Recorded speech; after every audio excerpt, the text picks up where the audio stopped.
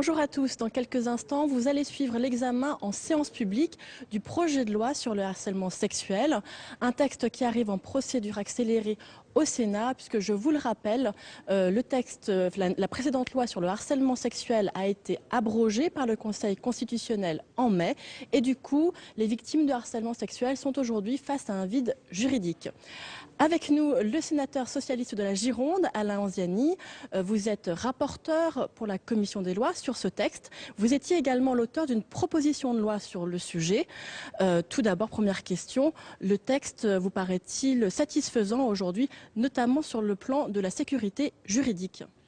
Oui, je crois que c'était un texte nécessaire et rapidement nécessaire, et qui devait veiller à un équilibre. D'un côté, il faut respecter ce que nous dit le Conseil constitutionnel. Et ce que nous dit le Conseil constitutionnel, c'est que le législateur avait fait une loi floue et donc inapplicable. Et puis en même temps, il faut aussi qu'on prenne en compte la souffrance des victimes, qui est, je trouve, trop minorée aujourd'hui, trop sous-estimée. Et donc faire aussi un texte qui permette de couvrir toutes les formes de harcèlement sexuel. Et je crois que nous avons abouti, à partant du texte du gouvernement, mais également des propositions de loi, à un texte qui arrive à cet équilibre. Certaines associations estiment cependant que ce texte est complexe et que cela peut créer d'autres problèmes. Complexe, je ne le crois pas. La matière est complexe. La pratique judiciaire est difficile. Le texte lui-même, il essaye de simplifier. D'un côté, il va distinguer le harcèlement par répétition, et puis de l'autre côté, le harcèlement par acte unique, qui pour l'instant n'était pas admis dans le code pénal. Et le harcèlement par acte unique, c'est un harcèlement fort. C'est quelqu'un qui dit à une autre personne, si tu couches pas avec moi, je ne t'embauche pas. Et ce cas-là n'était pas prévu d'une façon précise dans le code pénal. Ça avait été déjà d'ailleurs un objet de discussion en 1992, au moment de la création. Ça n'avait pas été retenu. Et depuis, finalement, les tribunaux s'interrogent, et parfois longuement, pour savoir si l'acte unique n'est pas ou pas. Donc là, on tranche la question, et on fait à la fois le harcèlement par acte unique et le harcèlement par répétition. Et puis aussi, je crois qu'on aggrave les peines. C'est souvent une controverse. On aggrave les peines. Avant, c'était 1 an et 15 000 euros. Là, toutes les formes, donc dans les deux formes de harcèlement sexuel, eh bien, ce sera désormais 2 ans et 30 000 euros. Donc, on va aggraver la peine. Et en cas de circonstances aggravantes, on passe à 3 ans et 45 000 euros. Est-ce que le texte est également davantage dans les clous, je pourrais dire, d'un point de vue communautaire ? Le texte a une forte inspiration communautaire. On a repris, vous savez qu'il y a 5 directives, et donc dans ces 5 directives, il y a de nouvelles orientations avec 2 notions majeures. D'une part, tout ce qui porte atteinte à la dignité, et la dignité va être au centre, évidemment, de nos discussions. Et puis d'autre part, tout ce qui crée un environnement hostile, intimidant. Alors sur cette notion d'environnement, il y a beaucoup de débats. Est-ce qu'en droit français, cette notion d'environnement qui nous vient finalement du droit anglo-saxon et va être compréhensible par nos tribunaux ou pas? Et vous verrez tout à l'heure que c'est un objet du débat avec une proposition qui consiste à substituer au terme d'environnement le terme de situation. Il y a également une demande qui est faite depuis longtemps et de manière récurrente par les associations, c'est celle de la création d'un observatoire des violences faites aux femmes. Quel est votre avis sur le sujet et comment s'expliquer que cela n'ait pas encore été fait ? Alors en réalité, il y a déjà un observatoire qui n'est pas consacré uniquement aux violences faites aux femmes. Et donc nous allons proposer, et je pense que Madame la Ministre sera d'accord, pour que cet observatoire élargisse son objet et aussi s'interroge sur les violences faites aux femmes. Vous savez, le choix est simple. Soit on a un observatoire aujourd'hui, on élargit son objet, soit on crée encore un autre observatoire. Ce n'est pas la multiplication des observatoires qui va permettre de mieux couvrir, mais il faut effectivement que chacun soit plus sensible à cette question-là, donc par de l'observation, par des statistiques, etc., mais aussi d'ailleurs par une culture judiciaire. Moi, ce que je constate, c'est que vous n'avez que 55 à 70 condamnations par an pour des faits de harcèlement sexuel. Or, évidemment, vous avez beaucoup plus de cas. Donc là aussi, il y a une pédagogie à avoir auprès de nos magistrats. Le premier problème, c'est que les victimes ne portent pas plainte.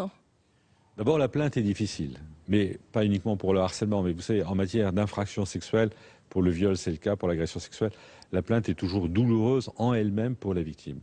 Et puis ensuite, après, vous avez un phénomène particulier, c'est la preuve. Dans le cas du harcèlement sexuel, souvent, il y a lui et il y a elle. En général, c'est plutôt homme et femme, dans ce sens-là. Et c'est souvent la parole de lui contre la parole de elle. et donc une difficulté pour la victime de faire la preuve, ce qui aboutit à ce que la moitié des procédures engagées aujourd'hui n'ont pas de suite, ne donnent pas lieu à des condamnations. Donc on a essayé aussi dans ce texte de favoriser l'apport de la preuve, mais n'oublions pas aussi que nous sommes des législateurs et donc nous devons aussi tenir compte des grands principes du droit pénal et notamment évidemment le principe de la présomption d'innocence. Nous le revendiquons en toute infraction, nous sommes obligés aussi de le revendiquer pour cette infraction-là, mais essayons d'améliorer quand même la preuve à apporter. Merci beaucoup Alain Anziani pour cet entretien. Tout de suite donc direction l'hémicycle pour l'examen en séance publique du projet de loi sur le harcèlement sexuel. Bien, donc l'ordre du jour appelle la discussion du projet de loi relatif au harcèlement sexuel. Madame la garde des Sceaux, Madame la ministre de la Justice, Madame la ministre des Droits des Femmes, porte-parole du gouvernement, mes chers collègues, à la suite de l'invalidation par le Conseil constitutionnel de la disposition de notre code pénal réprimant le harcèlement sexuel, le Sénat a mené un travail approfondi sur ce sujet pendant la suspension des travaux. 7 propositions de loi ont été déposées et un groupe de travail associant la Commission des lois, la Commission des affaires sociales et la délégation aux droits des femmes a établi un rapport après avoir procédé à de très nombreuses auditions. Je remercie le gouvernement d'avoir pris en compte ces initiatives sénatoriales en déposant le projet de loi relatif au harcèlement sexuel sur le bureau de notre Assemblée. Le texte établi par la Commission des lois constitue une synthèse des différents travaux menés et je tiens à en féliciter le questeur Alain Anziani, rapporteur du projet de loi, ainsi que l'ensemble de nos collègues qui se sont impliqués sur ce sujet. Dans la discussion générale, la parole est à Madame Christiane Taubira, garde des Sceaux, ministre de la Justice.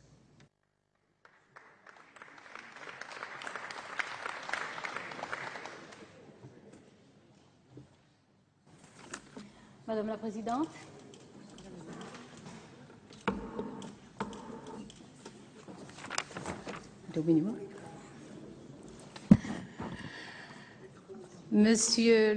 Madame la Présidente, Monsieur le Président de la Commission des lois, Mesdames les Présidents de commission, Madame, Messieurs les rapporteurs, Madame la Présidente, permettez que je vois dans le fait que nos travaux soient placés sous votre présidence un signal particulier auquel nous sommes particulièrement sensibles. J'ai l'honneur de vous présenter au nom du gouvernement un texte de loi, un projet de loi dont le caractère urgent et important n'échappe à personne. Ce caractère urgent provient du fait qu'il convient de mettre un terme le plus rapidement possible à la situation résultant de la décision du Conseil constitutionnel qui, statuant sur une question prioritaire de constitutionnalité, a, le 4 mai dernier, abrogé le délit de harcèlement sexuel. Cette abrogation, entrée immédiatement en vigueur, a créé de fait un vide juridique qui nous oblige. Placés devant cet impératif de nécessité juridique, nous sommes convenus de la célérité avec laquelle il convenait d'agir. Et pour cela, nous avons obéi à 3 principes. Le premier, la nécessité de mettre un terme à cette impunité conjoncturelle qui laisse sans réponse pénale appropriée les faits de harcèlement sexuel, en sachant que la nouvelle loi ne peut être rétroactive puisqu'elle est plus sévère que les dispositions qui ont été abrogées, et vous savez que seules les lois plus douces peuvent être rétroactives en droit pénal. Le deuxième principe auquel nous nous sommes soumis consistait à porter une attention particulière aux victimes, dans la mesure où, depuis le 4 mai, les faits nouveaux de harcèlement sexuel ne peuvent être poursuivis par la voie pénale et que ne leur reste que la voie civile, dont nous savons qu'elle est assez peu satisfaisante.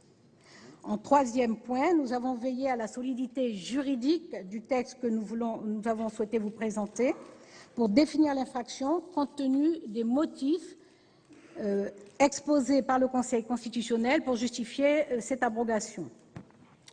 D'ailleurs, comme vous le disiez, Madame la Présidente, le Sénat a parfaitement saisi l'urgence et l'importance de cette nécessité de pallier ce vide juridique, puisque dès les semaines qui ont suivi la décision du Conseil constitutionnel, 7 propositions de loi ont été déposées et votre Commission des lois, votre Commission des affaires sociales, ainsi que la délégation aux droits des femmes ont constitué un groupe de travail qui s'est aussitôt attelé à trouver les solutions les mieux adaptées. Je veux donc prendre le temps de saluer cette contribution essentielle du Sénat par la qualité des propositions de loi qui ont été présentées, la qualité des auditions que vous avez conduites, par l'état des lieux qui en a résulté. Nous avons pu, en un court délai, poser les bases de notre réflexion. La Commission des lois a adopté à l'unanimité, en sa séance du 27 juin, le projet de loi intégrant les modifications appréciables provenant des rapporteurs. M. Alain Anziani, rapporteur de la Commission des lois saisie sur le fond, Mme Christiane de Montes, rapporteure de la Commission des affaires sociales, et Mme Brigitte Gontier-Maurin pour la délégation aux droits des femmes. C'est donc sur ce texte enrichi que porteront nos débats ce jour. Le Président de la République s'était engagé durant la campagne à traiter ce sujet en priorité, et c'est effectivement en grande priorité que le gouvernement s'en est saisi, et il tient à la fois du symbole et de la volonté politique que ce soit le premier texte examiné devant votre Haute Assemblée. Je le disais, ce texte est important car il est question de dignité de la personne. Les femmes composent les gros bataillons des victimes de ce délit, sans constituer la totalité des victimes. Mais il demeure que le harcèlement sexuel est avant tout un harcèlement de genre, comme a pu le souligner le sociologue Michel Bozon, ce qui renvoie à la fois à la différenciation et aux représentations sociales. Le sujet est universel. Un beau film récent de Mohamed Diab, Les femmes du bus 678, nous rappelle que ce délit n'est reconnu en Égypte que depuis 3 ans. 3 femmes exposées à des formes diverses de harcèlement et d'agression sexuelle ont réagi différemment selon leur appartenance sociale, selon leur éducation, selon leur tempérament, mais de ces combats disparates et dispersés a convergé une même volonté de modifier à la fois la loi et les mentalités, donc la société. Une enquête nationale ici en France, en 2000, fixait à 1,9 le pourcentage de femmes se déclarant victimes de harcèlement dans les 12 derniers mois. L'étude la plus récente sur le sujet, diligentée en 2007 par le Conseil général de Seine-Saint-Denis, qui a interrogé plus de 1500 femmes, indique que 22% d'entre elles disaient avoir été victimes d'un harcèlement ou d'une agression sexuelle durant les 12 derniers mois. Ces faits concernent toutes les catégories sociales et les femmes exposées ont des profils divers, étudiantes, employées, cadres, professions libérales. C'est pour cela que votre délégation des droits des femmes parle, à juste titre, de plaie sociale. Le texte que nous présentons n'est ni misérabiliste ni victimaire, et ce, en dépit de l'empathie que nous éprouvons pour les victimes. Nous connaissons les effets dévastateurs du harcèlement. Nous savons à quel point il peut détruire la personnalité, l'estime de soi, réduire la capacité à se projeter dans des projets personnels ou professionnels. Mais nous connaissons aussi la combativité des femmes qui refusent de se laisser écraser, et nous pensons que mieux vaut les bien armés que les mal servir. Je vous propose un rapide historique de l'infraction. Le délit de harcèlement sexuel est entré dans notre droit pénal le 1er mars 1994, lors de l'adoption du nouveau code pénal. Il résultait d'un amendement introduit en 1991 à l'Assemblée nationale par Mme Yvette Roudy et M. Gérard Gouze. La rédaction initiale de l'article 222-33 du code pénal réprimait le fait de harceler autrui en usant d'ordre, de menaces ou de contraintes dans le but d'obtenir des faveurs de nature sexuelle par une personne abusant de l'autorité que lui confèrent ses fonctions. La loi du 17 juin 1998 relative à la prévention et la répression des infractions sexuelles, défendue par Mme Elisabeth Guigou, garde des Sceaux, modifia la définition en y ajoutant les pressions graves. Le gouvernement et le législateur visaient à réprimer des comportements qui, quoique sans être des ordres, des contraintes ou des menaces, constituaient des atteintes insupportables. La nouvelle rédaction de l'article 222-33 du Code pénal réprimait ainsi d'1 an d'emprisonnement et 15 000 € d'amende le fait de harceler autrui dans le but d'obtenir des faveurs de nature sexuelle.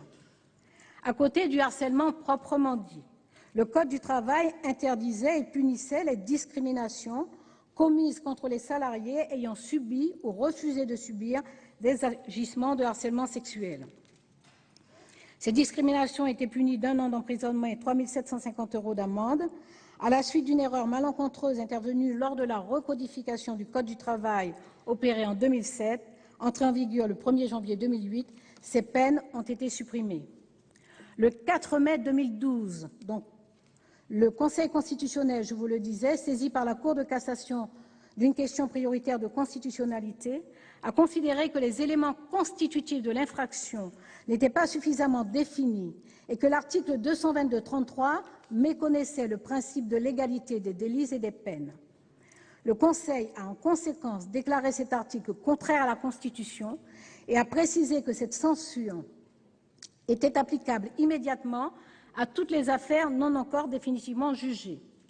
Le 10 mai, la Chancellerie a adressé au parquet une circulaire invitant à procéder aux requalifications de l'incrimination de harcèlement sexuel, désormais inexistante, en violence volontaire, éventuellement avec préméditation, en harcèlement moral ou en tentative d'agression sexuelle.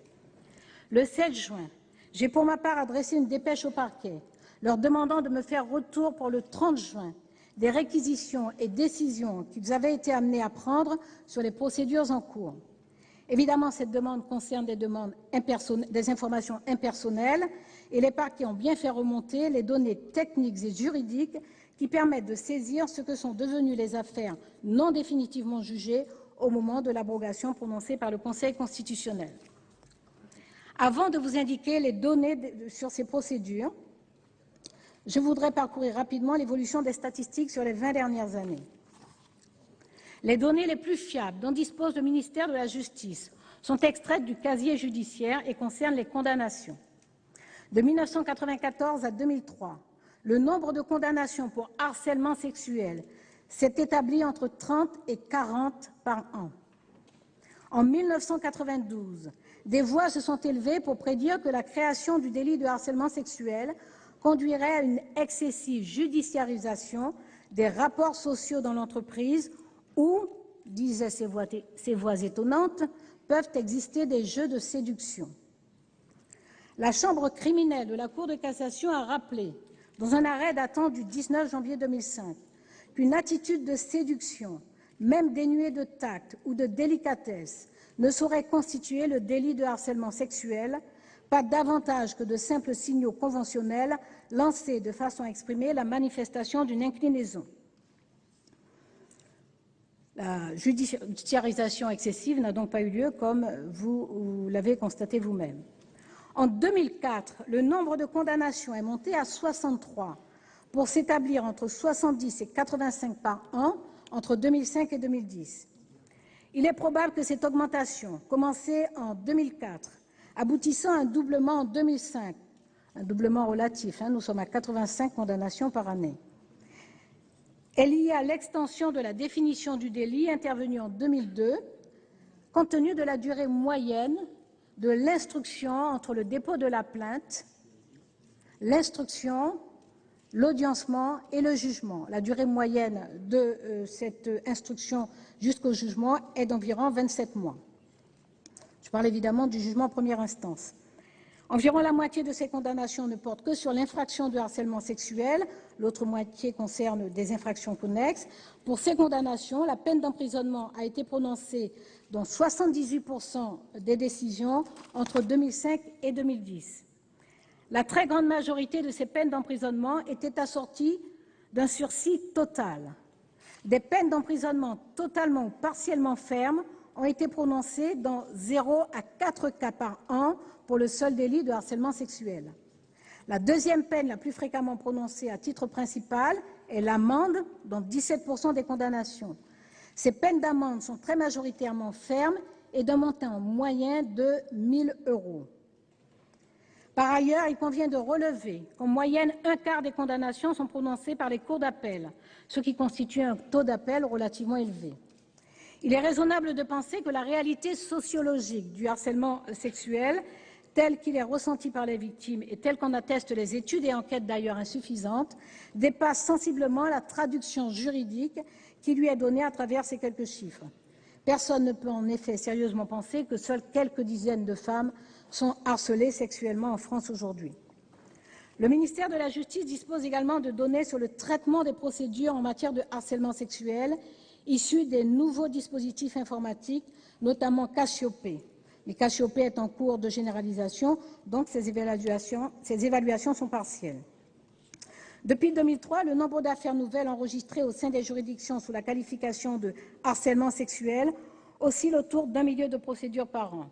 Plus de la moitié environ, 60% de ces procédures, font l'objet d'un classement par l'infraction, car l'infraction ne peut être poursuivie, soit au motif que le délit n'est pas constitué, soit qu'il existe un obstacle juridique aux poursuites comme la prescription.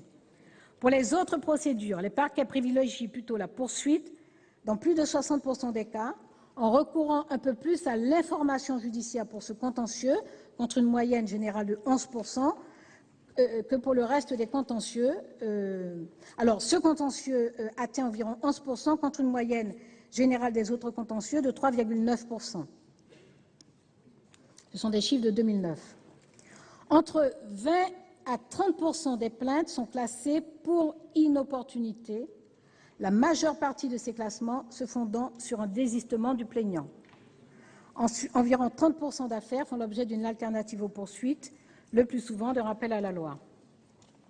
J'en reviens maintenant aux remontées d'informations que j'ai sollicitées des parquets sur ce que sont devenues les procédures concernées depuis le 4 mai 2012. Je vous rappelle donc la dépêche de requalification date du 10 mai et la circulaire du 7 juin demandant l'état des réquisitions et des décisions. D'une façon générale, les parquets ont procédé à la requalification chaque fois que c'était possible. 130 procédures menées du chef de harcèlement sexuel ont été signalées à la direction des affaires criminelles et des grâces. Sur 80 enquêtes préliminaires en cours, 6 ont fait pour le moment l'objet d'un classement du fait de l'abrogation. Sur 19 informations judiciaires en cours, 2 extinctions de l'action publique ont été prononcées et 8 requalifications sont déjà engagées. Sur 16 affaires en cours d'audiencement, 13 affaires pourront être requalifiées. 15 affaires parvenues à l'audience depuis la décision du Conseil constitutionnel ont donné lieu à une extinction de l'action publique pour 4 d'entre elles, mais pour les autres, les requalifications ont pu être établies. Dans la circulaire d'application du texte que le Parlement adoptera et que j'adresserai au procureur de la République dès que la nouvelle loi aura été adoptée et promulguée, j'entends insister fortement sur la nécessité de donner aux faits leur exacte qualification pénale.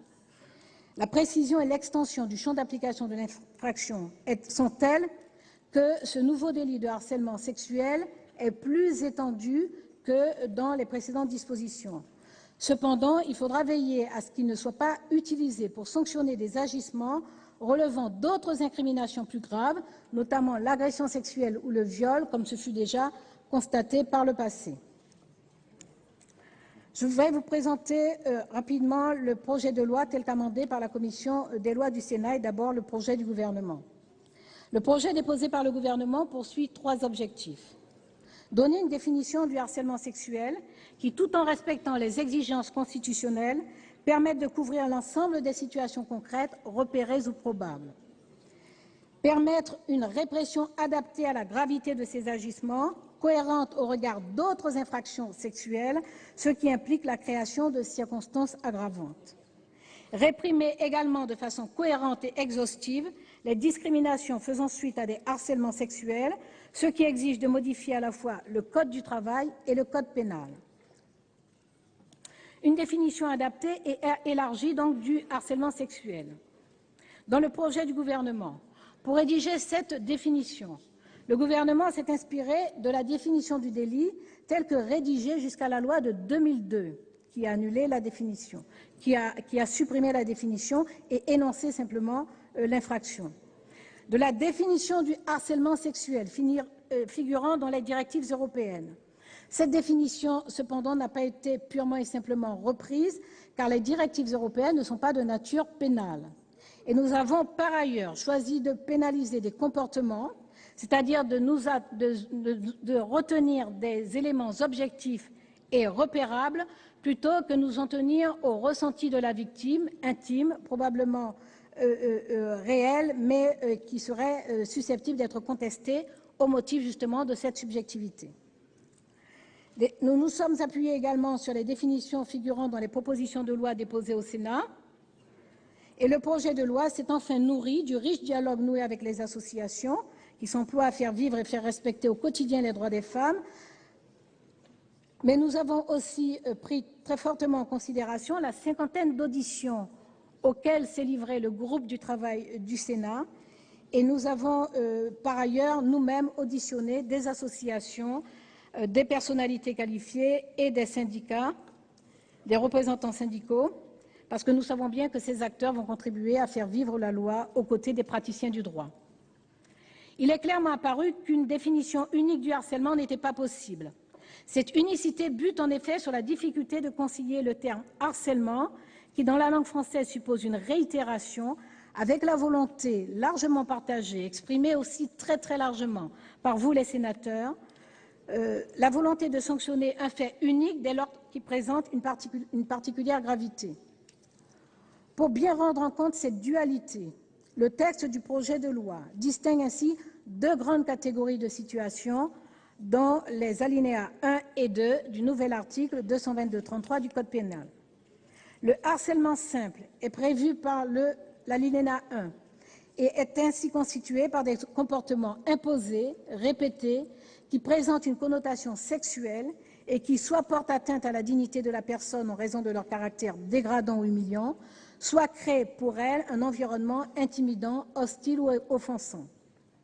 Il n'est donc plus exigé, comme par le passé, des pressions tendant à obtenir une relation de nature sexuelle.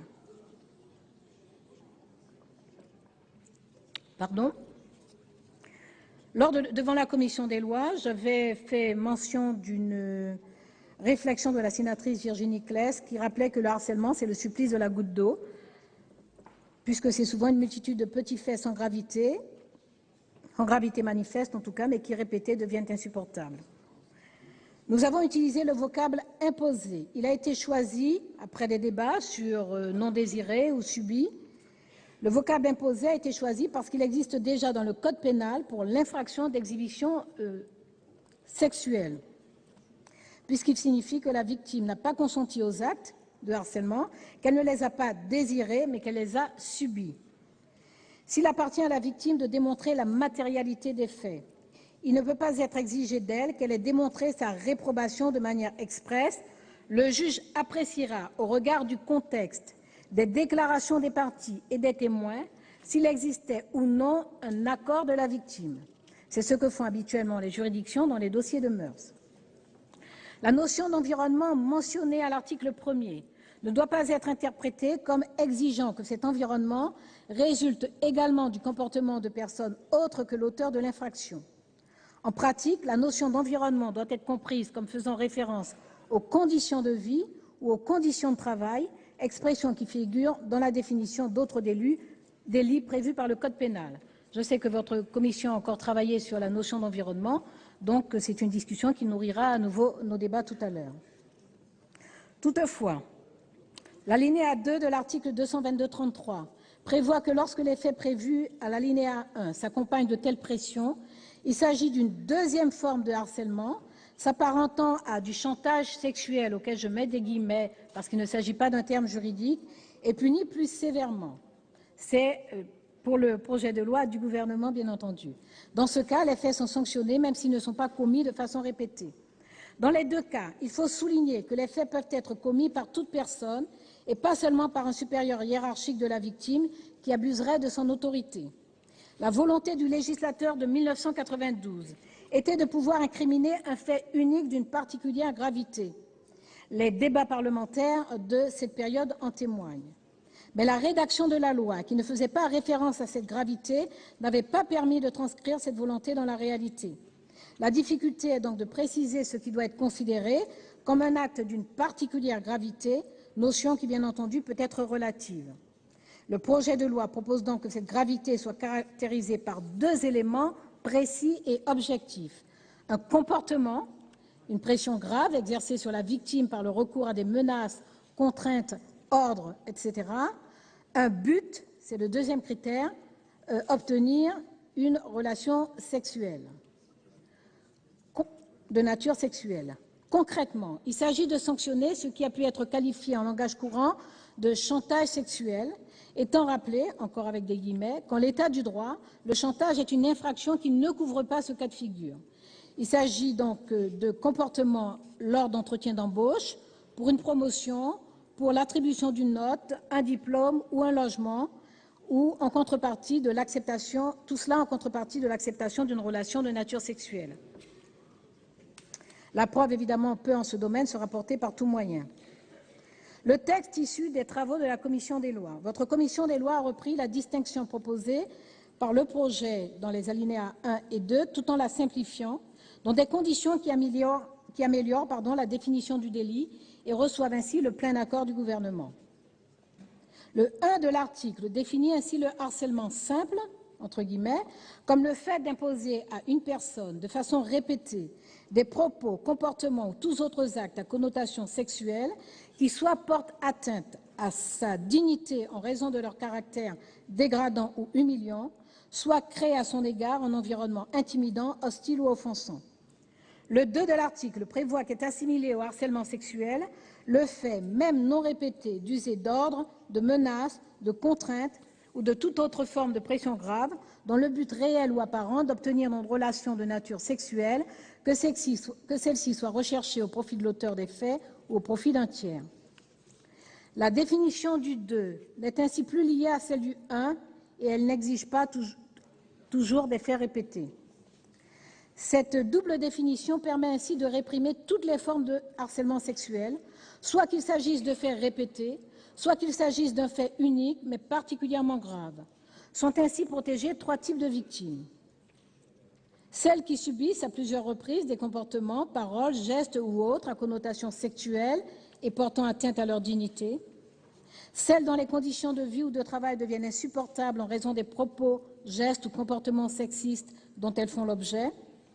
Celles qui font l'objet d'un chantage sexuel parce que, par exemple, elles postulent à l'obtention d'un appartement, d'un emploi, d'un diplôme ou d'un service quelconque. Toutes les situations seront ainsi couvertes par le droit pénal. Une répression adaptée au harcèlement sexuel. La répression de l'infraction principale. Le projet de loi proposait de réprimer d'1 an d'emprisonnement et de 15 000 € d'amende le harcèlement simple, entre guillemets, et de 2 ans d'emprisonnement et 30 000 € d'amende le harcèlement accompagné de pression, c'est-à-dire sanction pour l'alinéa 1 et sanction pour l'alinéa 2. Votre commission a proposé d'unifier la répression en la portant dans les 2 cas à 2 ans d'emprisonnement et 30 000 € d'amende. Cette solution reçoit l'accord du gouvernement dans la mesure où l'on peut considérer qu'un fait unique peut avoir une gravité des conséquences pour la victime aussi forte que la réitération de faits isolément moins graves et inversement, bien entendu, et il appartiendra au juge d'en faire l'appréciation. Création de circonstances aggravantes. Le gouvernement propose d'aggraver les peines du harcèlement dans 4 hypothèses. Lorsque les faits sont commis par une personne qui abuse de l'autorité que lui confèrent ses fonctions. Lorsque les faits sont commis sur un mineur de 15 ans. Lorsque les faits sont commis sur une personne dont la particulière vulnérabilité due à son âge, à une maladie, à une infirmité, à une déficience physique ou psychique ou à un état de grossesse est apparente ou connue de son auteur. Enfin, lorsque les faits sont commis par plusieurs personnes agissant en qualité d'auteur ou de complice. Dans ces 4 cas, les peines sont portées à 3 ans d'emprisonnement et 45 000 € d'amende. Ces différentes circonstances aggravantes sont déjà prévues pour le crime de viol ou les agressions sexuelles.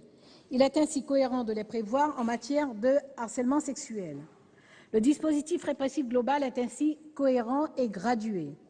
Le harcèlement sexuel est puni de 2 ans d'emprisonnement et de 3 ans d'emprisonnement s'il est aggravé. Les agressions sexuelles, je vous le rappelle, sont punies de 5 ans et de 7 ou 10 ans d'emprisonnement si elles sont aggravées. Le viol est puni de 15 ans de réclusion criminelle ou davantage s'il est aggravé. Répression des discriminations. Au-delà de la répression du harcèlement sexuel proprement dit, le gouvernement a estimé indispensable de sanctionner les discriminations qui peuvent résulter de ces faits de harcèlement. Ces discriminations doivent être réprimées, y compris lorsqu'elles interviennent dans des domaines autres que les relations de travail, et y compris si elles font suite à un acte unique. Cela peut être, par exemple, le cas d'une personne qui, parce qu'elle a refusé une proposition de nature sexuelle, n'est pas embauchée, est licenciée, n'obtient pas une promotion ou se voit refuser un logement ou n'importe quel autre bien ou service.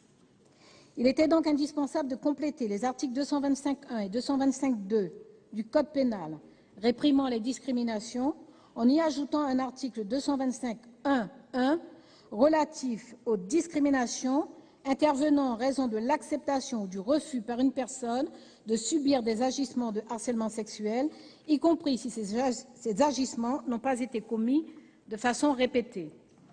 Ces faits seront ainsi punis en application des articles 225.2 et 432.7 du Code pénal, de 3 ans d'emprisonnement s'ils sont commis par un particulier et de 5 ans d'emprisonnement s'ils sont commis par un agent public ou dans un lieu accueillant du public ou aux fins d'en interdire l'accès, par exemple les discothèques, entre autres.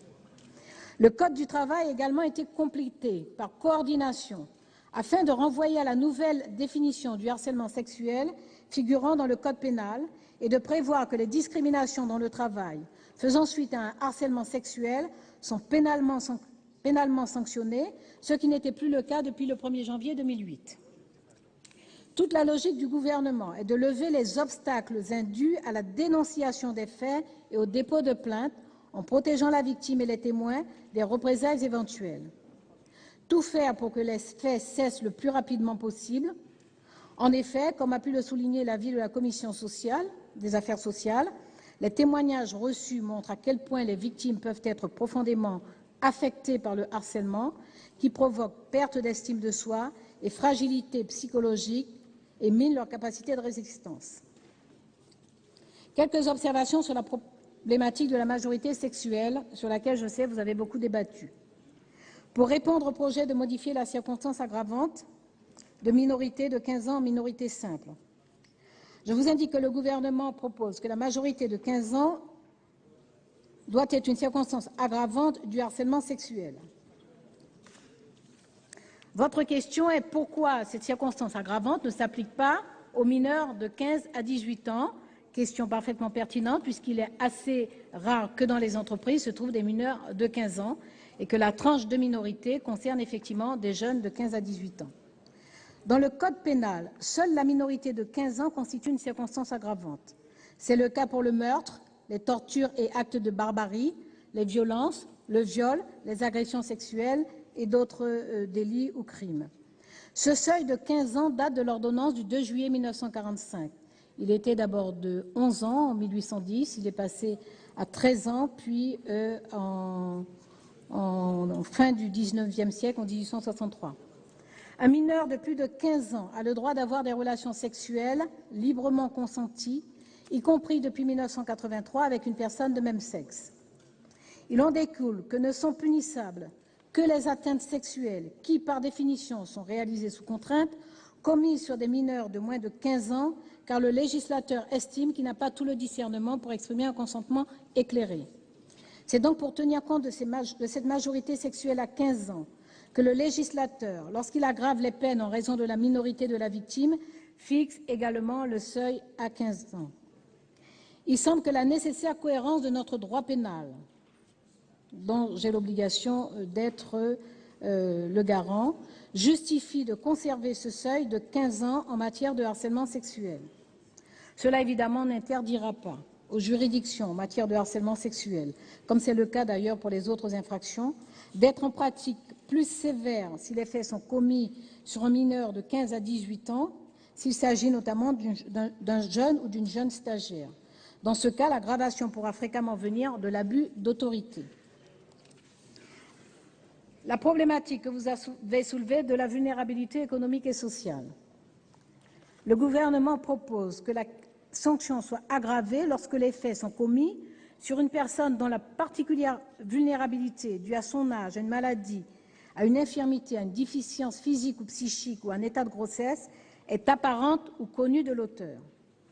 Lors des travaux en commission, vous avez été plusieurs sénateurs et sénatrices à exprimer le souhait d'y adjoindre la vulnérabilité économique et sociale. Évidemment, on ne peut qu'entendre le souhait d'assurer une plus grande protection de nos concitoyens très nombreux, trop nombreux, à bénéficier de faibles revenus, à disposer en fait de faibles revenus, de contrats précaires ou de situations sociales fragiles. Bien entendu, on pense surtout aux familles monoparentales. Cependant, je m'interroge sur la pertinence de confier aux juges le soin de définir le degré, forcément subjectif ou au moins relatif, de la vulnérabilité sociale, en sachant que cette appréciation peut être poreuse à des préjugés idéologiques. Je me range donc à la réserve inscrite dans l'avis de votre commission aux affaires sociales, qui indique qu'introduire la notion de vulnérabilité économique dans le code pénal serait une innovation et qu'il est possible que les tribunaux aient du mal à l'appréhender dans un premier temps en raison de son caractère relatif. Il appartiendra en outre à l'accusation de démontrer que cette vulnérabilité aura été l'élément déclencheur du passage à l'acte. Ça nous conduit à craindre que cette disposition fragilise en fait la poursuite et desserve en fait la victime. Bien entendu, cela n'exclut pas notre obligation de combattre ensemble cette vulnérabilité sociale et de faire en sorte que les politiques publiques, économiques et sociales soient de nature à favoriser une meilleure santé économique générale.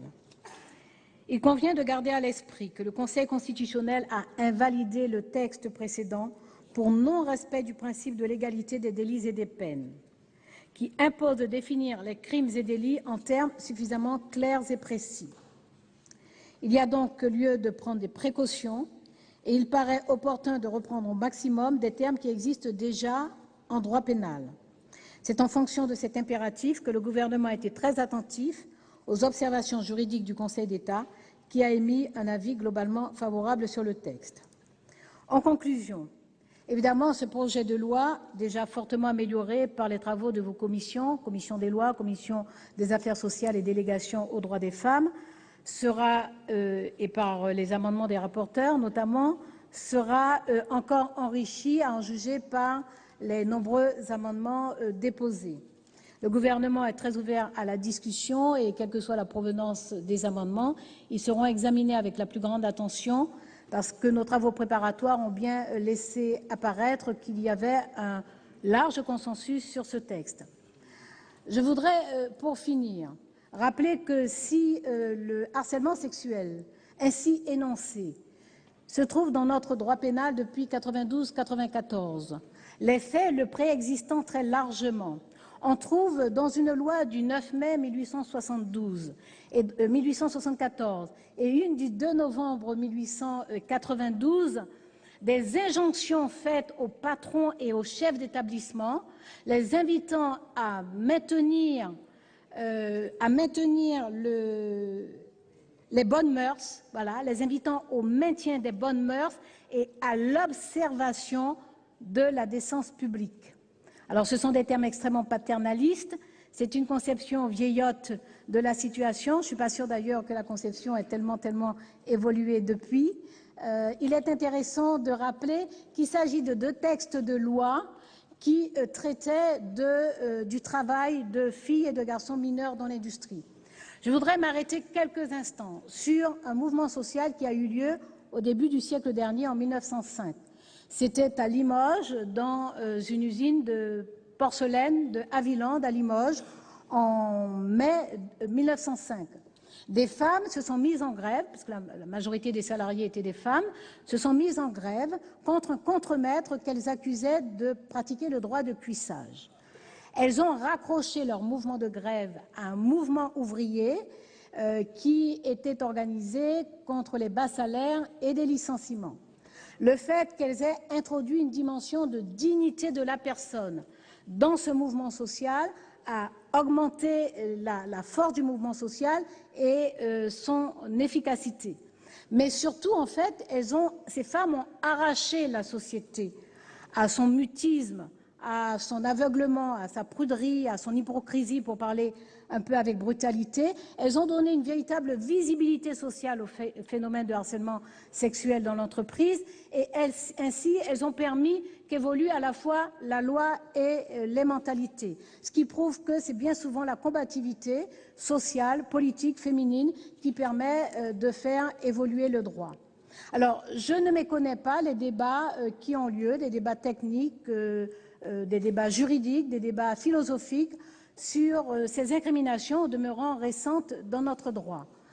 Je les entends, sans les récuser toutes d'ailleurs totalement, je les entends lorsqu'elles évoquent la privatisation du procès pénal et le passage de l'incrimination comme atteinte au corps social vers une prééminence de l'incrimination comme atteinte à l'individu, et pas seulement à son corps physique, mais également à son intégrité psychique.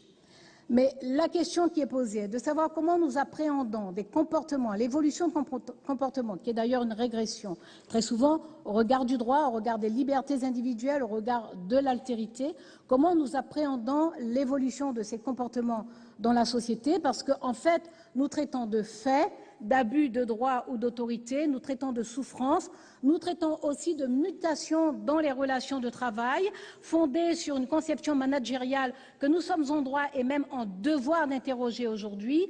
Et ces conceptions managériales s'ajoutent à la persistance dans la société, à la fois de clichés et de représentations. Par conséquent, il est important de s'interroger sur la réponse que nous apportons à de telles situations, et il est bon de noter que le travail que nous accomplissons aujourd'hui est susceptible de nous permettre d'avancer sur ce plan. Nous sommes dans des sociétés qui cumulent à la fois des technologies extrêmement sophistiquées et des comportements qui relèvent de rapports archaïques vis-à-vis de l'autre féminin ou l'autre différent. Ce sont toutes ces interrogations qui vont nourrir nos débats, j'en suis absolument sûre, qui vont continuer à les irriguer. Pour notre part, nous serons extrêmement attentifs à toutes vos observations et à nos échanges. Nous acceptons d'être encore habités par le doute, parce que nous pensons que le doute est un moteur puissant pour l'action de progrès. Et comme l'écrivait Stendhal, nous affirmons finalement que l'admission des femmes à l'égalité parfaite serait la marque la plus sûre de la civilisation. Merci pour votre attention. Merci.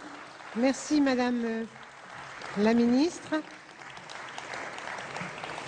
La parole est à Madame Najat Vallaud-Belkacem, ministre des Droits des Femmes et porte-parole du Gouvernement.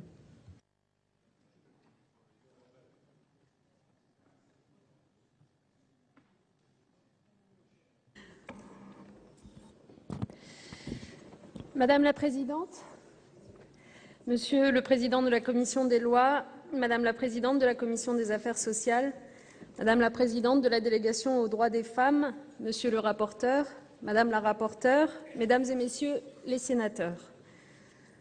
Rendant hommage aux femmes victimes de harcèlement qui avaient trouvé le courage de défendre leurs droits, un avocat du barreau de Paris reprenait ainsi en 2007 la parole d'une de ces femmes.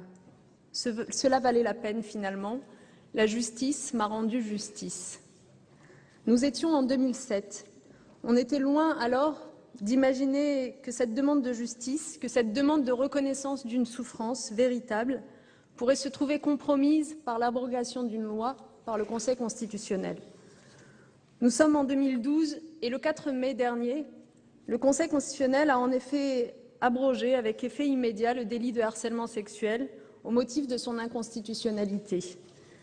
Les premiers mots que je veux avoir devant vous ce jour, ce sont des mots de soutien pour celles, car nous le savons, ce sont les femmes qui sont pour l'essentiel concernées, des mots de soutien donc pour celles qui ont vu les actions qu'elles avaient engagées s'éteindre brusquement, sans recours, ou presque. Certes, cela a été rappelé, la chancellerie a donné des instructions. Et je veux remercier la garde des Sceaux de cela, des instructions pour que les faits puissent être requalifiés et les actions poursuivies sur d'autres terrains, violences volontaires, agressions sexuelles, etc. Mais on sait bien que dans certains cas, cela n'a pas été possible ou cela n'a pas été reconnu par les juridictions. Cette situation de souffrance sans recours nous oblige. Elle oblige les parlementaires que vous êtes de toute sensibilité. Elle nous oblige, nous, ministres du gouvernement. Et je dois le dire, le Sénat, par sa mobilisation sans précédent, a été à la hauteur de cette ardente obligation, et ce, dès le 4 mai dernier.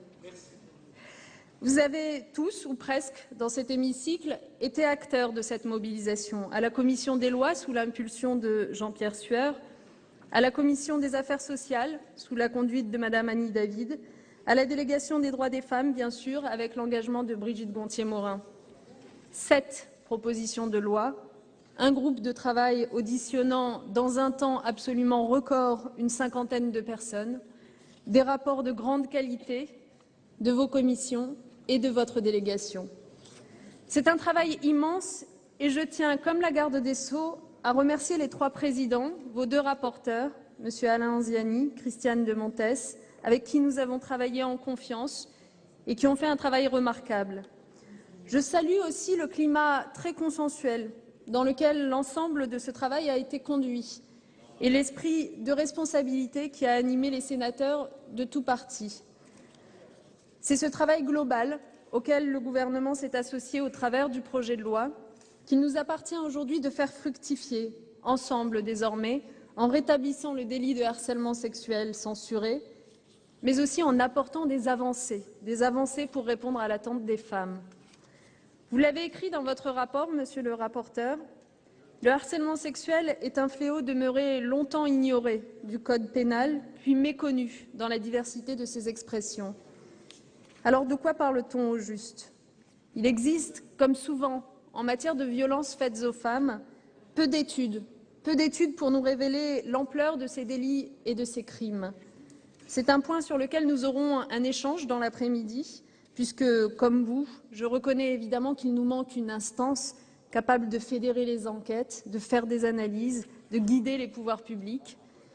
Il faut donc, en l'absence de cette instance, et au plan national, remonter à 2000 et à la grande enquête nationale sur la violence faite aux femmes pour avoir quelques éléments, complétés par l'étude de la Commission européenne de 1999.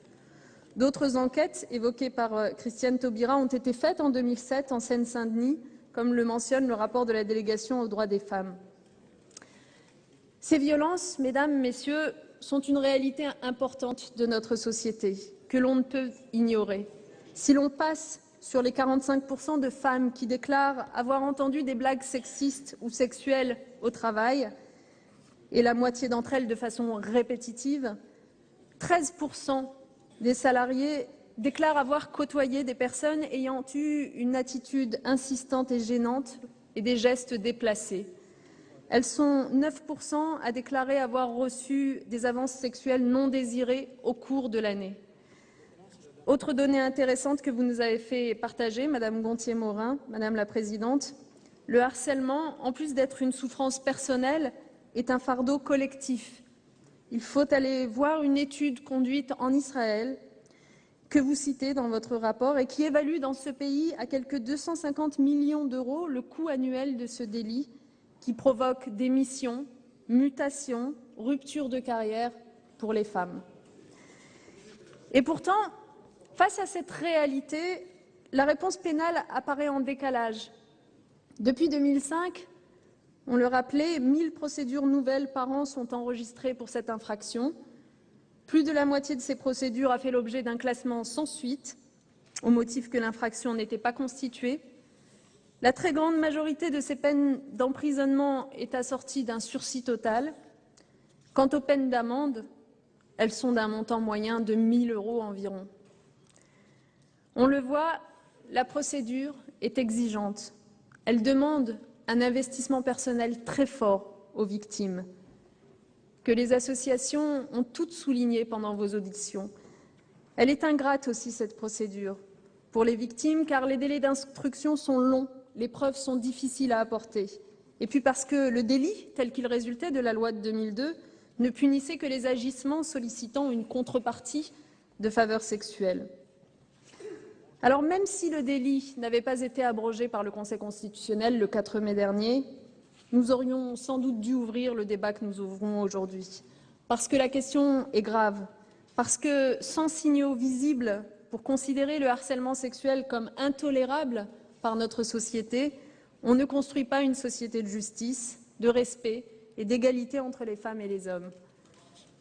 Ce débat, nous finissons par l'avoir dans ce contexte très particulier qui nous conduit à agir en urgence pour ne pas laisser de situation d'impunité s'installer trop longtemps, et parce que la protection de la loi est un droit fondamental que le Président de la République et le Premier ministre nous ont demandé de rétablir.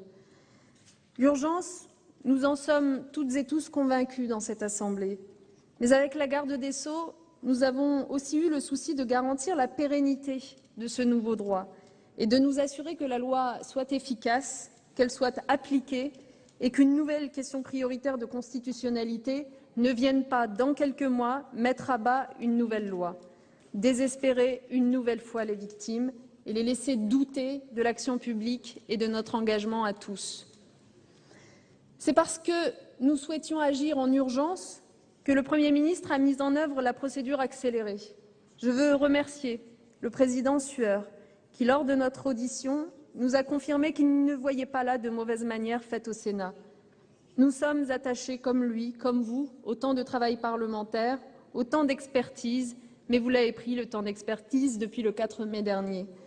C'est parce que nous souhaitions combiner urgence et sécurité juridique que nous avons également consulté le Conseil d'État pour conforter notre analyse sur certaines questions sensibles, la réitération, la notion d'environnement, l'échelle des peines, les articulations à construire entre code pénal et code du travail.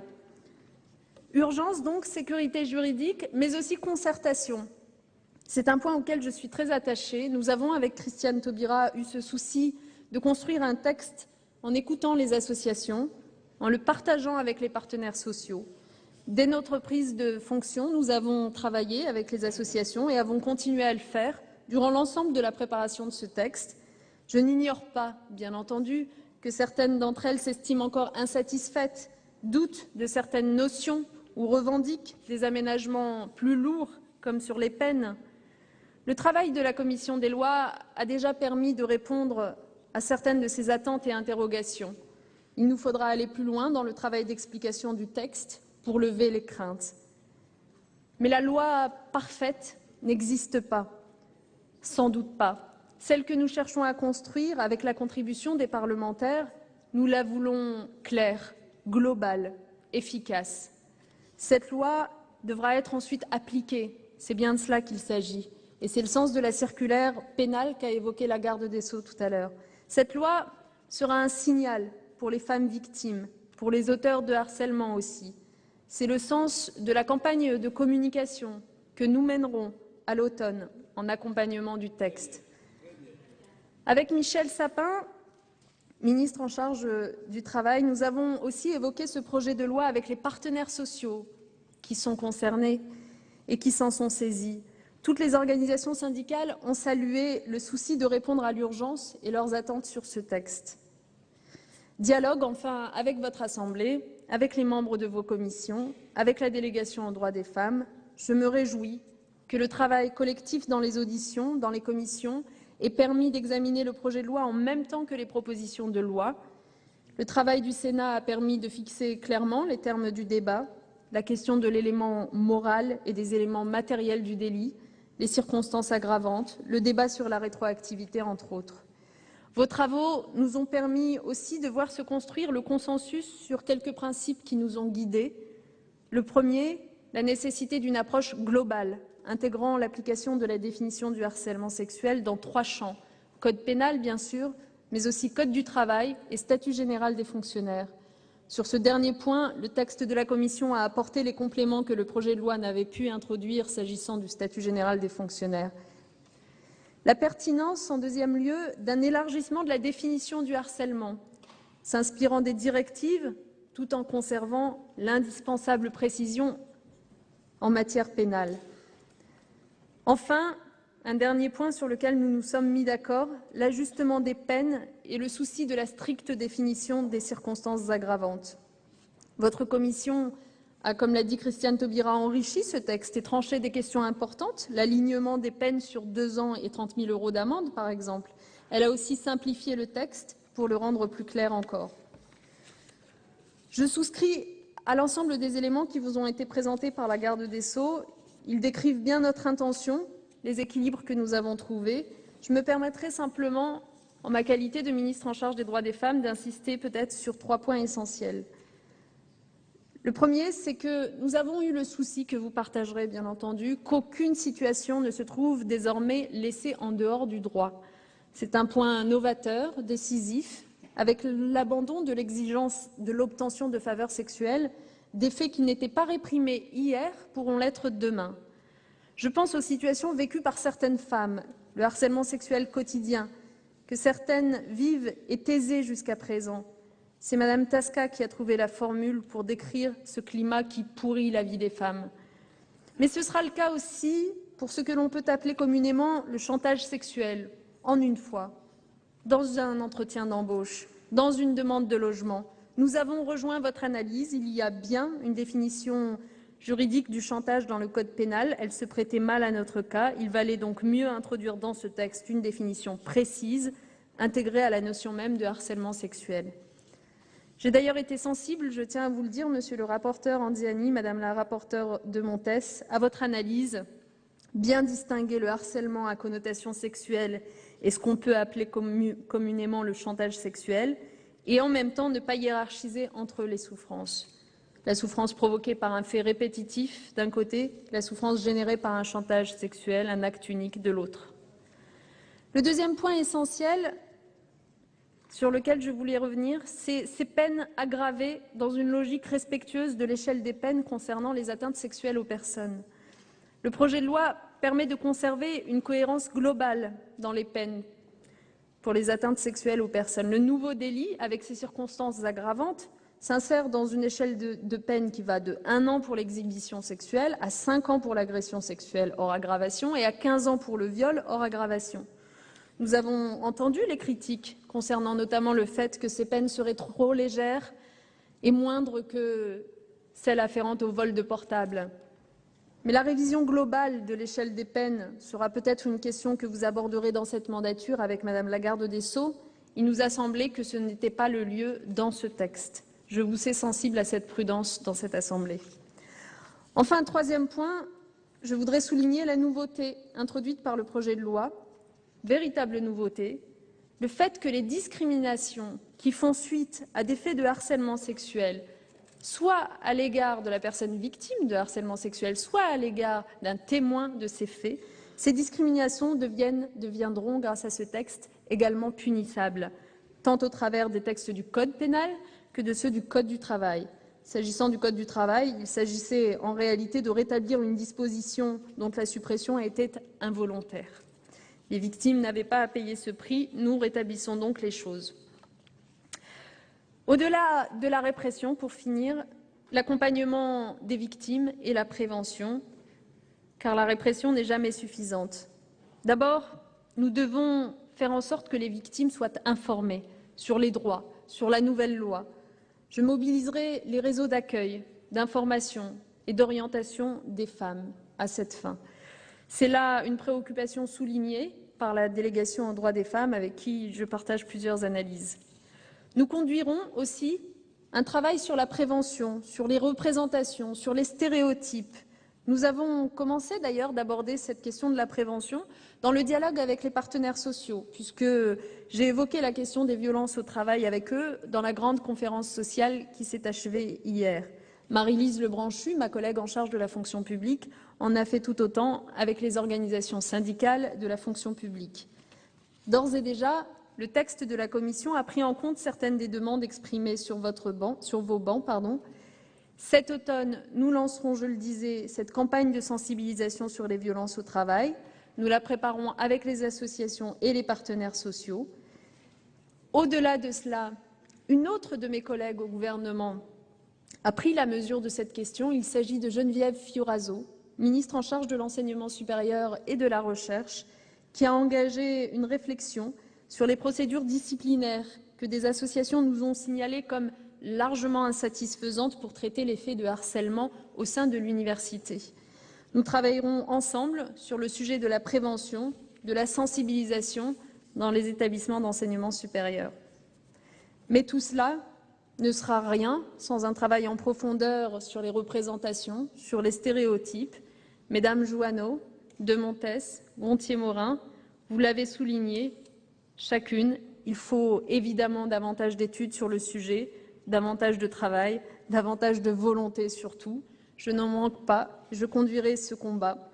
Mesdames et Messieurs les sénateurs, le projet du gouvernement a été construit avec le souci d'une approche globale qui permette d'avoir une réponse pénale, bien sûr, mais qui pense en même temps aux actions concrètes à mener sur le champ de la prévention et de la lutte contre les stéréotypes. C'est une première réponse. Elle sera suivie d'autres concernant plus largement le champ des violences faites aux femmes. Nous avons entendu les associations très attentives pour que la loi soit appliquée.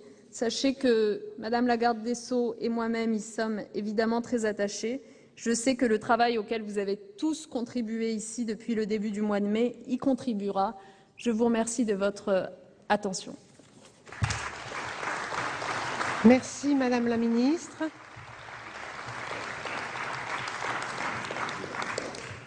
La parole est à Alain Anziani, rapporteur de la Commission des lois.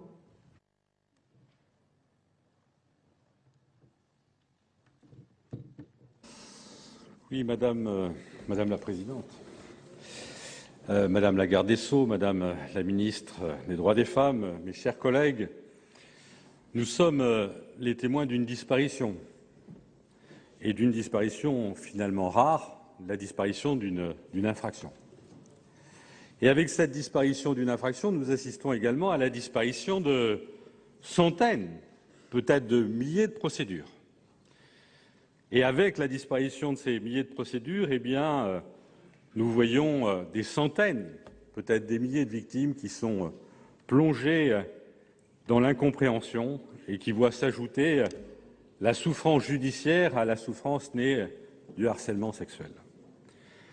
Cette évaporation choquante pour les victimes était pourtant, selon nous, inéluctable.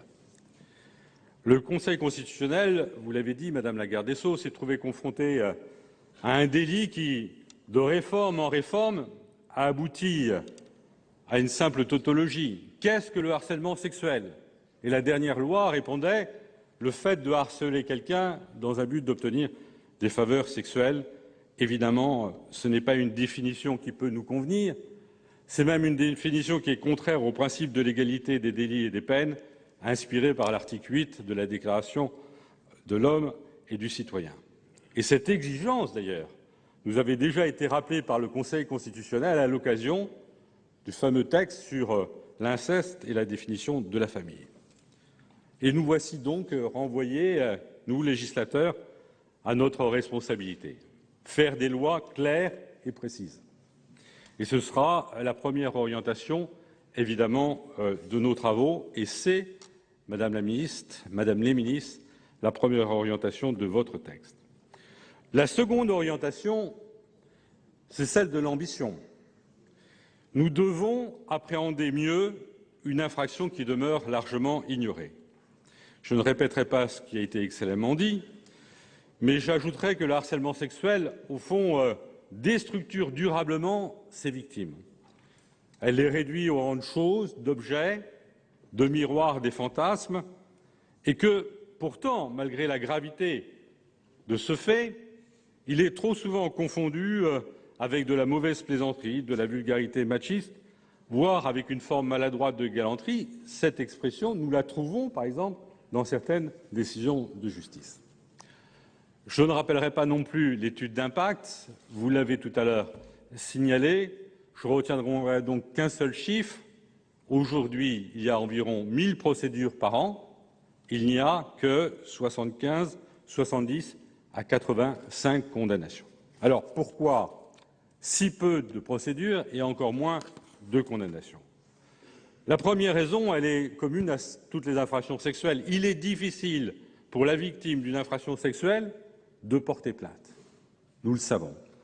Et la deuxième raison, elle tient à la difficulté en la matière, plus qu'en une autre, de rapporter la preuve, puisque en la matière, dans le procès, vous avez la parole de l'un, c'est souvent un homme, contre la parole de l'autre, et évidemment, la difficulté pour la victime est considérable pour arriver à montrer qu'elle a été victime d'un harcèlement.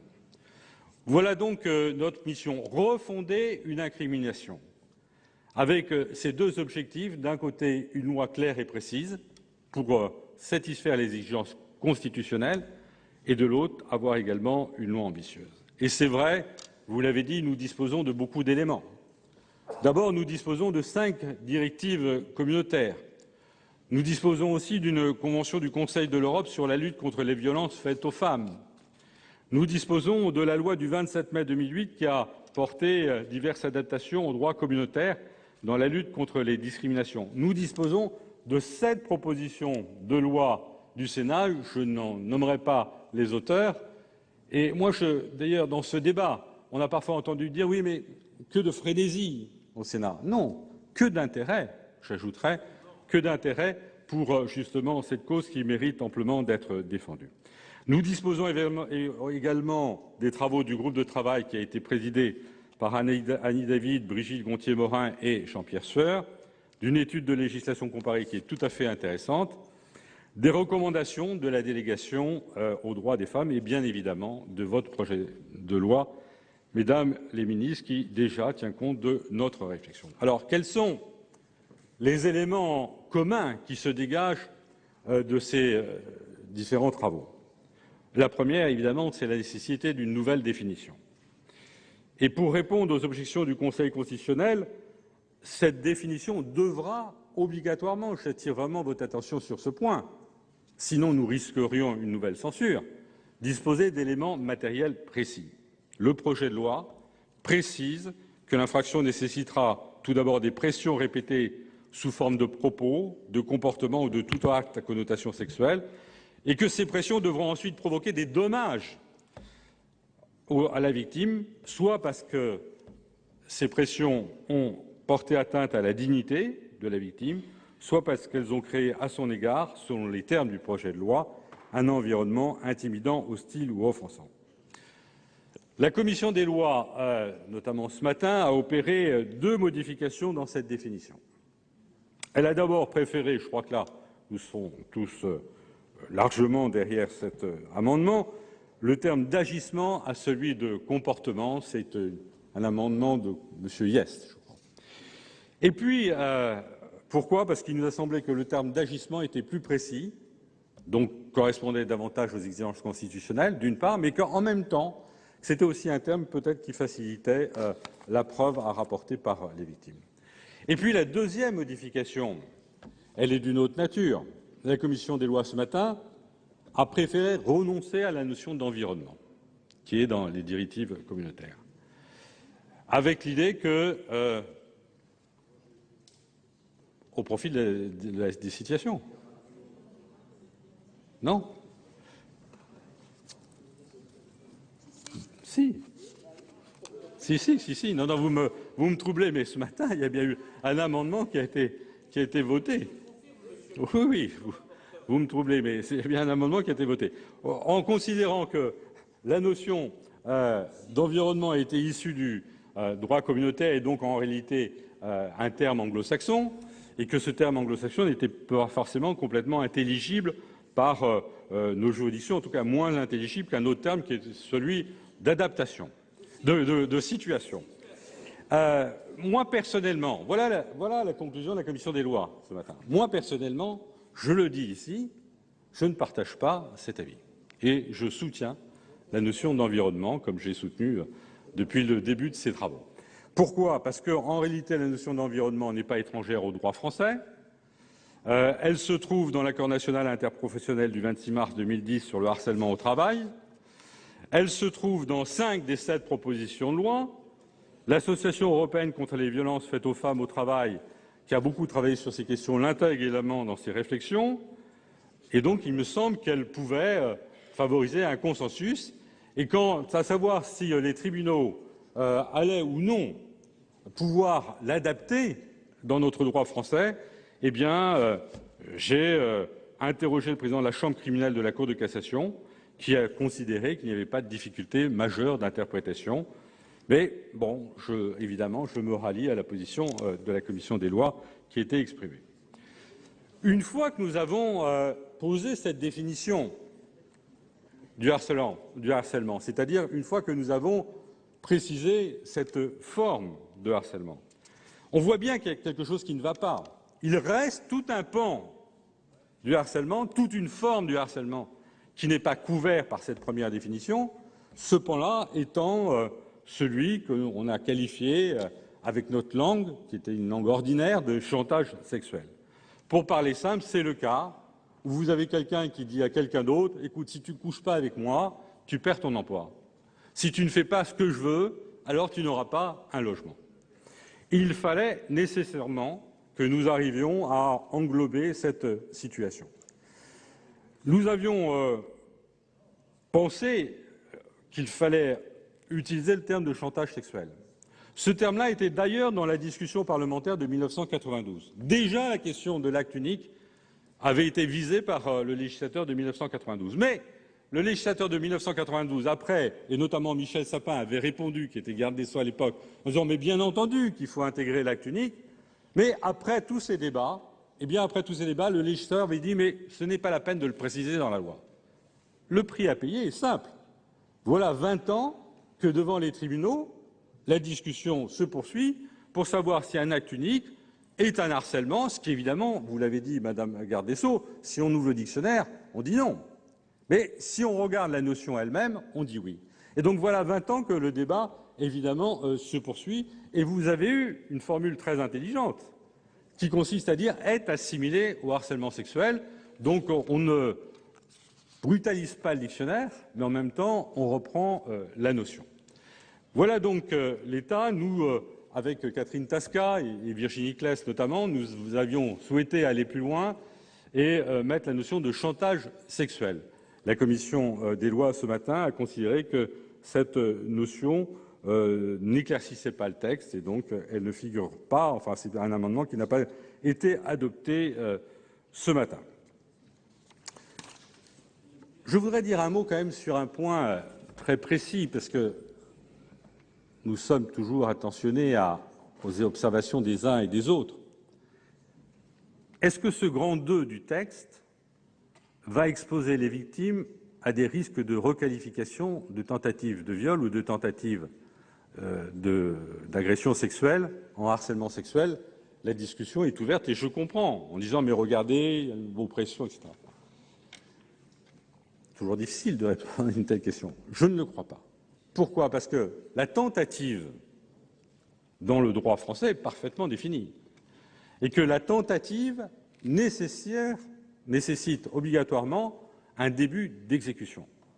Et qu'une tentative de viol, par exemple, nécessite un début d'exécution qui n'a pas pu être arrêté par son auteur indépendamment de sa propre volonté, dit la jurisprudence, nécessite à ce moment-là un contact physique, une pression physique. Et si nous avons contact physique, si nous avons pression physique, alors nous sortons évidemment du harcèlement tel que nous l'entendons. Mais Madame la garde des Sceaux, je vous remercie tout à l'heure d'avoir ajouté que pour dissiper toute confusion, vous entendiez publier une instruction, une circulaire, en tout cas un document qui précise clairement qu'il ne faut pas cette requalification. J'ajouterais d'ailleurs que la requalification est un mal judiciaire assez répandu, au-delà même des infractions sexuelles, et qu'il faudra un jour, évidemment, si vous l'entendez, se poser cette question. Quelle peine fixer? L'ancien texte punissait le harcèlement sexuel d'1 an d'emprisonnement et de 15 000 € d'amende.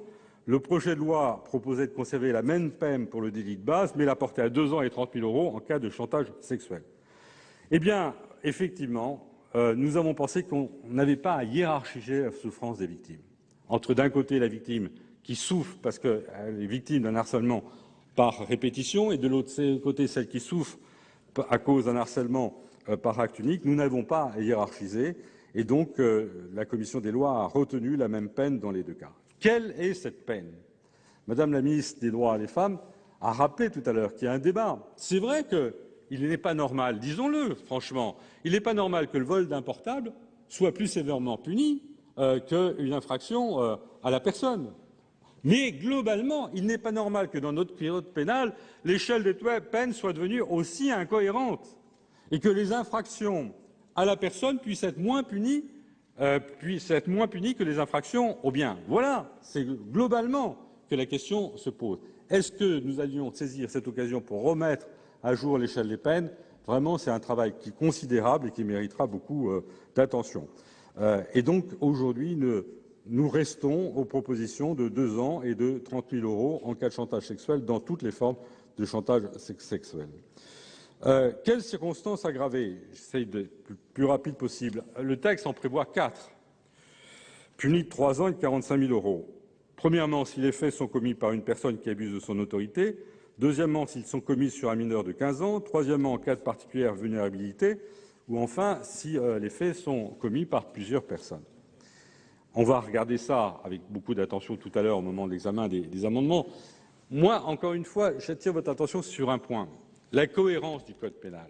Méfions-nous là de ne pas modifier une petite partie du Code pénal, c'est quelques lignes dans le Code pénal évidemment, et sans nous poser la question de l'ensemble du Code pénal. Ça va être le cas, par exemple, sur l'âge de 15 ans, sur la minorité de 15 ans. La minorité de 15 ans a, depuis 1945, vous l'avez rappelé, un sens profond. C'est un sens qui fixe la majorité sexuelle. C'est-à-dire, je reprendrai ce que vous avez dit tout à l'heure, un adulte qui a une relation sexuelle avec un mineur de moins de 15 ans peut faire l'objet de poursuites sans qu'on se pose la question du consentement du mineur. Un adulte qui a des relations sexuelles avec une mineure de plus de 15 ans, eh bien là, ne pourra être poursuivi que s'il y a absence de consentement sexuel du mineur. Voilà la démarcation.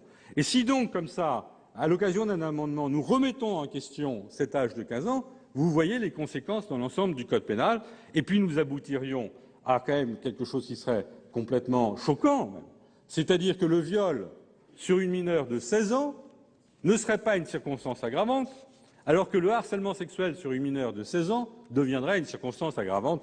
Là aussi, un principe de cohérence. Il reste, dans les circonstances aggravantes, la question de la vulnérabilité économique et sociale, qui a été écartée par la Commission ce matin. Je reprendrai les propos que... Voilà, la Commission a émis défavorable sur l'amendement qui tendait à ajouter cette notion de vulnérabilité économique et sociale dans le Code pénal. On voit bien les arguments, effectivement, c'est la cohérence globale, la notion de vulnérabilité, par ailleurs, n'est pas une vulnérabilité économique et sociale. Il y a la question de l'arbitraire ou l'arbitrage des juridictions qui, finalement, fixeront la définition de la vulnérabilité économique et sociale. On voit bien toutes les contraintes, on voit bien toutes les difficultés.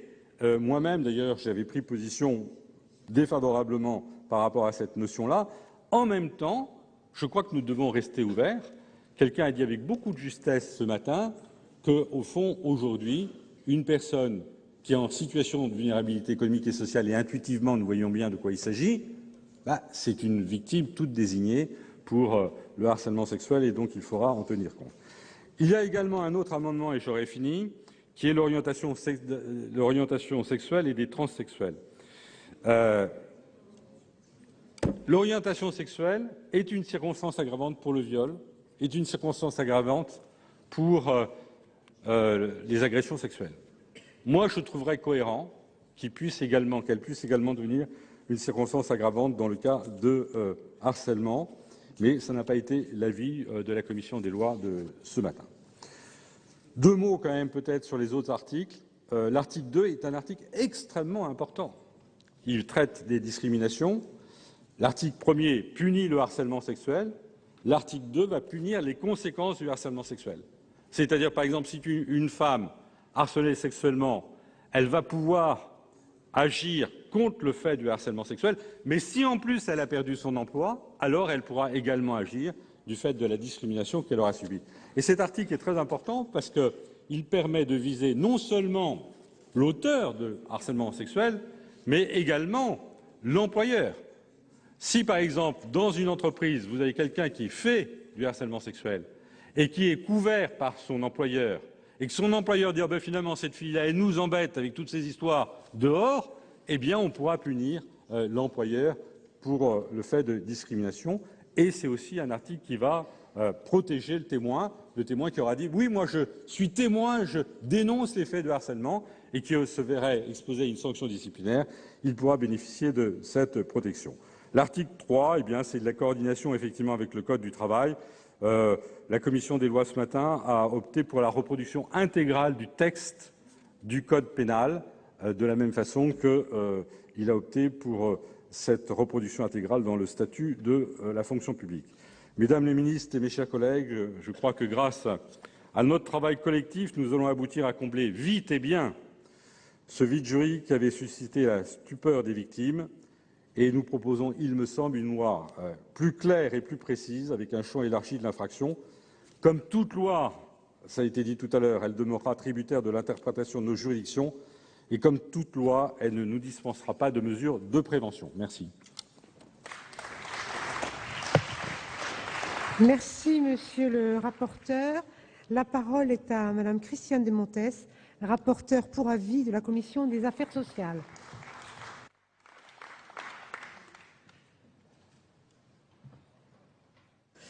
Madame la Présidente, Mesdames les ministres, mes chers collègues, si le rétablissement du délit de harcèlement sexuel concerne au premier chef, ici au Sénat, la Commission des lois, compétente en matière pénale, bien évidemment, notre Commission des affaires sociales ne pouvait pas se tenir à l'écart de ce débat.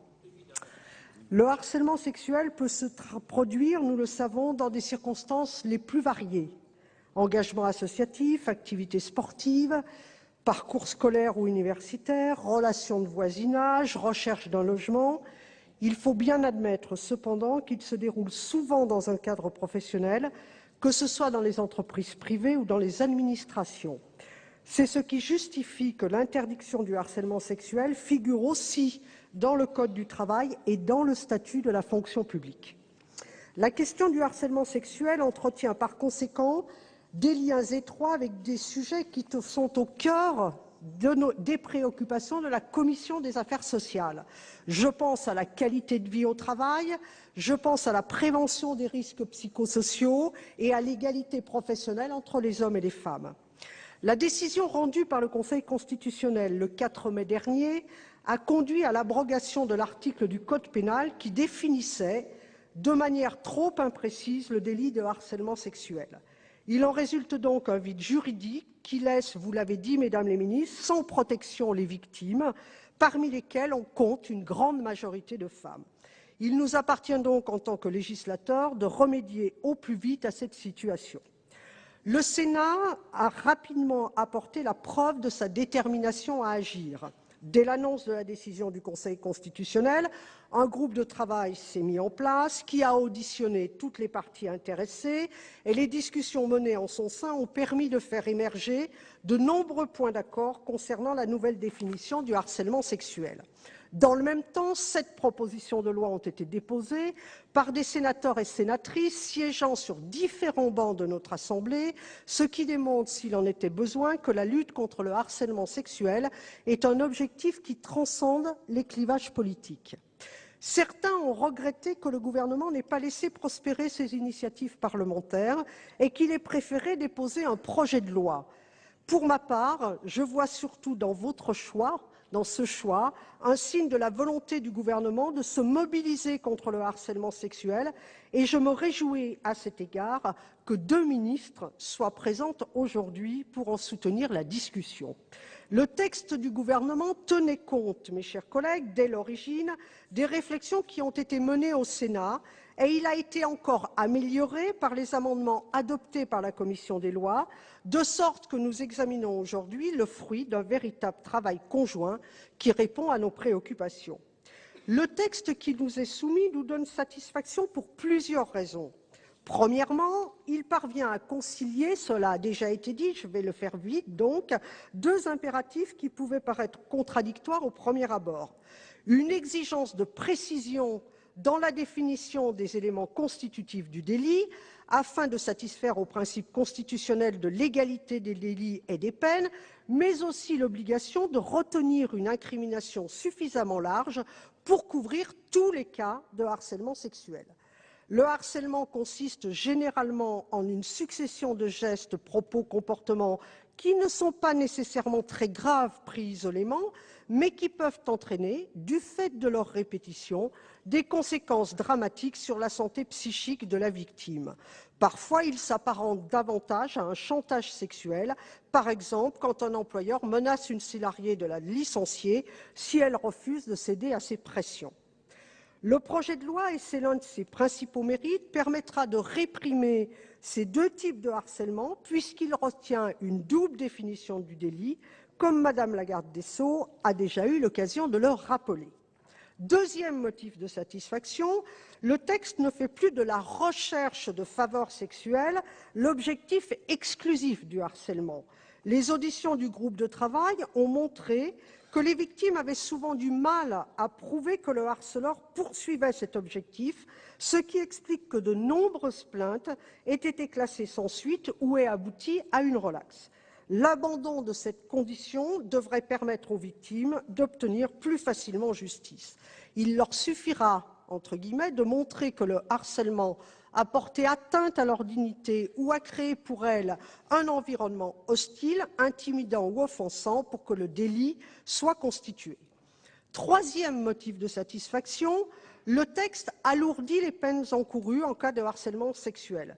Jusqu'ici, la sanction prévue était d'1 an d'emprisonnement et de 15 000 € d'amende. Il est proposé de la porter à 2 ans d'emprisonnement et à 30 000 € d'amende, et même à 3 ans de prison et à 45 000 € d'amende en cas de circonstances aggravantes. Cette mesure, qui a une vertu pédagogique évidente, devrait exercer un effet dissuasif.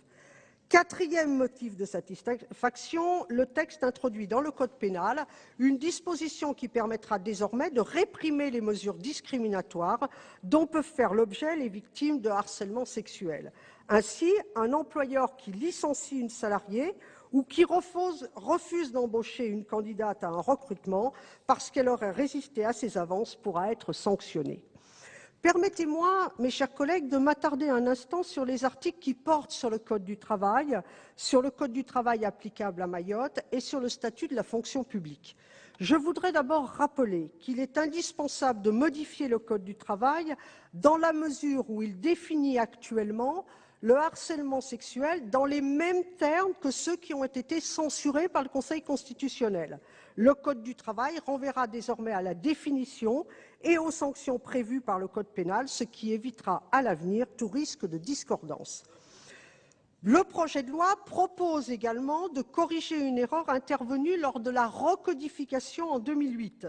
Le Code du travail prévoit qu'aucun salarié, aucun candidat à un recrutement, à un stage ou à une période de formation en entreprise ne peut être sanctionné, licencié ou faire l'objet d'une mesure discriminatoire pour avoir subi ou refusé de subir des agissements de harcèlement sexuel. Lors de la recodification, la sanction prévue pour réprimer ces faits discriminatoires a malencontreusement disparu. Il est donc proposé de la rétablir. Il est également proposé de compléter la liste des infractions que l'inspecteur du travail peut constater en y ajoutant le harcèlement sexuel et moral. Un mot concernant Mayotte. Cette île, vous le savez tous, est engagée dans un processus de départementalisation qui conduit à aligner progressivement les règles de droit social qui y sont applicables avec celles en vigueur en France métropolitaine.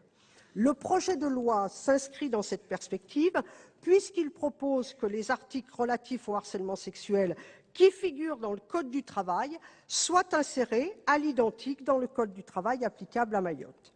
Concernant enfin la fonction publique, le texte du gouvernement ne prévoyait pas initialement d'adapter les dispositions relatives au harcèlement sexuel qui s'y appliquent. Nos deux commissions ont eu à cœur de corriger cette lacune en modifiant la loi de 1983 portant droits et obligations des fonctionnaires afin d'y intégrer la nouvelle définition du harcèlement sexuel. Nous visons par là, bien évidemment, les 3 fonctions publiques d'État, territoriale et hospitalière. Comme je le disais tout à l'heure, la commission des lois a sensiblement amélioré, je le dis comme ça, le texte du gouvernement. Elle a adopté plusieurs amendements de son rapporteur, Alain Anziani, dont je veux saluer le travail ici, et retenu la quasi-totalité des amendements présentés par notre commission des affaires sociales saisie pour avis. Outre des mesures de coordination, nous avons voulu insister sur l'importance de la prévention et de la détection du harcèlement sexuel. La loi reconnaît aux délégués du personnel le pouvoir de saisir immédiatement l'employeur lorsqu'il constate une atteinte aux droits ou à la santé des salariés pouvant résulter de faits de discrimination. Nous avons souhaité indiquer explicitement que les délégués du personnel peuvent aussi saisir l'employeur en cas d'atteinte résultant des faits de harcèlement. Dans le même esprit, nous avons souhaité souligner que les services de santé au travail peuvent conseiller l'employeur en matière de prévention du harcèlement. Cette précision est cohérente avec les stipulations de l'accord interprofessionnel conclu par les partenaires sociaux en 2010, qui a reconnu que les services de santé au travail sont des acteurs privilégiés de la prévention du harcèlement et de la violence au travail, du fait de leur rôle d'information et de sensibilisation des salariés et des employeurs. En revanche, il demeure un point sur lequel nous n'avons pas été suivis par la commission des lois et qui concerne les circonstances aggravantes du harcèlement sexuel.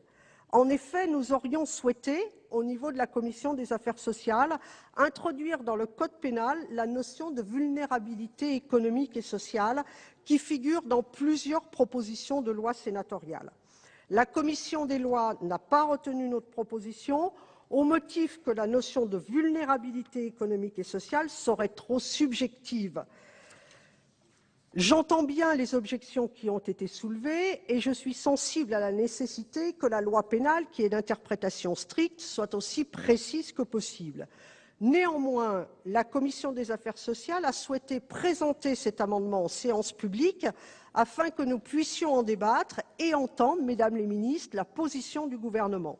Il nous semble en effet que la prise en compte des inégalités sociales dans le droit pénal est une question de fond qui mérite que nous en discutions de manière approfondie. Enfin, je voudrais souligner que la lutte contre le harcèlement sexuel et plus largement contre les violences faites aux femmes appelle la mise en œuvre d'une politique globale dont les mesures pénales que nous examinons aujourd'hui, si elles sont importantes, n'en sont que l'un des aspects. Une des premières mesures à adopter pourrait être la création d'un observatoire qui nous permettrait de disposer enfin de données fiables et actualisées. C'est d'ailleurs l'une des propositions que formule la délégation aux droits des femmes, et je pense que Madame la Présidente va en parler, et nous la soutenons totalement. Dès l'école, les jeunes devraient être davantage sensibilisés à la question de l'égalité entre les hommes et les femmes, ce qui suppose de mener un travail patient de déconstruction des stéréotypes afin que garçons et filles ne se voient plus attribuer à l'avance des rôles déterminés. Dans le monde du travail, un effort de formation et de sensibilisation doit être engagé de manière à ce que les représentants du personnel, les délégués syndicaux, les médecins du travail, les personnels d'encadrement deviennent tous acteurs de la prévention et de la détection du harcèlement. Enfin, cette politique globale doit comporter un volet consacré à l'accompagnement des victimes. Accompagnement dans les procédures judiciaires, et il faut saluer ici le travail formidable accompli par les associations. Accompagnement psychologique également, ce qui suppose qu'un suivi soit assuré par des professionnels formés présents sur l'ensemble du territoire. Plusieurs membres de notre commission se sont notamment émus du sort réservé aux victimes qui se trouvent dépourvues de tout recours, mais je pense que ça va être à nouveau dit, du fait de l'abrogation de la loi au moment où elles étaient engagées dans des procédures judiciaires. Dans l'attente, Mesdames les ministres, de la mise en œuvre de cette politique globale, et je m'adresse particulièrement à Madame la ministre des droits des femmes, l'urgence reste bien sûr de combler le vide juridique créé par la décision du Conseil constitutionnel. C'est pourquoi la Commission des affaires sociales vous invite à approuver ce projet de loi relatif au harcèlement sexuel qui permettra de réprimer efficacement ce délit, d'aider les victimes à faire valoir leurs droits et de dissuader, je l'espère, des harceleurs potentiels de passer à l'acte. Je vous remercie.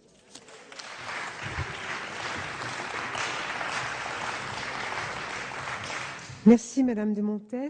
La parole est à notre collègue Brigitte Gontier-Morin, présidente de la délégation aux droits des femmes et à l'égalité des chances entre les hommes et les femmes.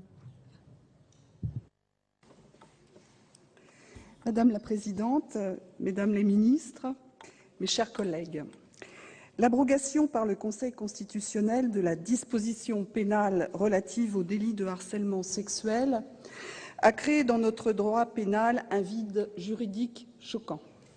Ce vide, nous devons le combler au plus vite pour ne pas laisser sans protection des victimes de telles violences et pour ne pas envoyer un message d'impunité aux harceleurs.